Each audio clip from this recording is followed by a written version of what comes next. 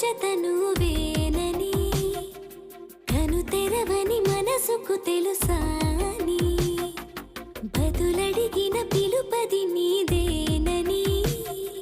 తెరమరుగున గల